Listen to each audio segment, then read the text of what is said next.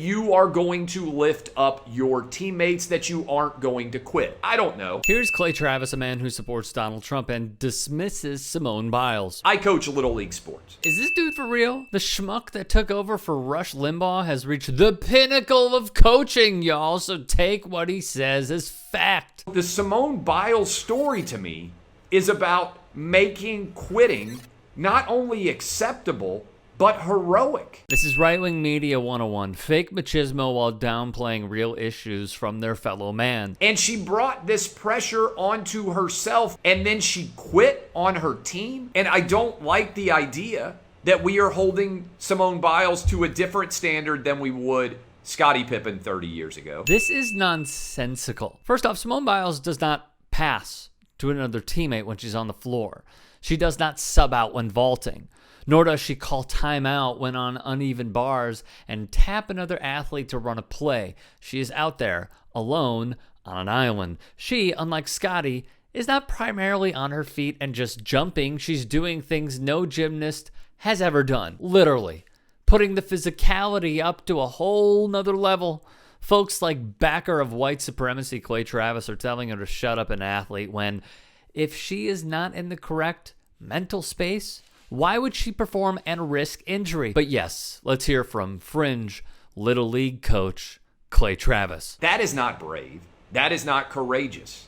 That is, to me, the exact opposite of those adjectives. But I think this also builds upon the larger failures of social media. I find this an odd angle. Travis, who built his following on Twitter, has written more than 115,000 tweets. He should take his own advice. My, how the times have changed for Clay, who peddles in conspiracy theories left and right and hitched his wagon to Trumpism for profit. Are we sure about this? In late May, Naomi Osaka announced she wouldn't be doing any press during the French Open for mental health reasons. This ultimately led to her withdrawing. Clay Travis went all-out attack on Osaka, telling her again to shut up an athlete. When Sarah Fuller became the first woman to play in a Power 5 college game, Travis, of course, just had to write a hit piece on Fuller, demeaning her for, again, the machismo male to have a safe space and misogyny on his ass website Outkick.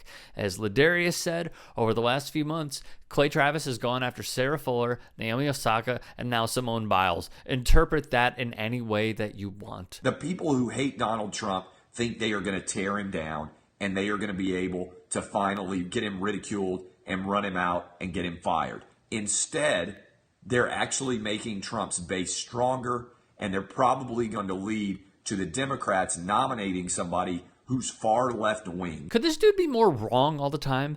Defector noted he helped an OSU blogger turn a profit when the blogger bet against Travis's picks every week. You see the quote. He basically called COVID a hoax following his leader's orders, who, by the way, according to Travis, is not racist. Adding, I fundamentally reject the idea that America is a racist country. In fact, I think America is the least racist country in the history of the world. This guy is a idiot. No surprise he spews conspiracy theory after conspiracy theory. He can't handle his side losing the election. He subs the truth for lies because of his intentional attachment to MAGAism. I mean, this is a dude who ripped cancel culture, saying it never ends, and even wrote in a harmful and fake newsy piece defending Donald Trump that we need to end cancel culture and I abhor cancel culture. Yet he thinks Team USA should cancel Simone Biles' tenure going forward. That's what this dude is, a giant phony hypocrite. He co-signed the transphobic Ben Shapiro. Shapiro has called transgenderism a mental health issue. I am curious what makes the right-wing gatekeepers of what is and is not mental health worthy.